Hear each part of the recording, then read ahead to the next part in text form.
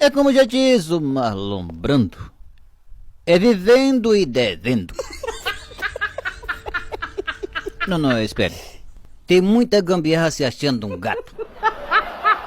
Não, espere. Avise lá para o Instagram que hoje quem buga é nós. Bom, é mais ou menos isso aí. Bom, é como já diz o Marlon Brando.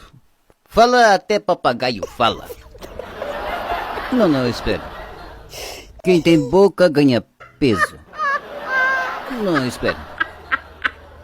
A opinião de algumas pessoas são como ligações de operadora de marketing.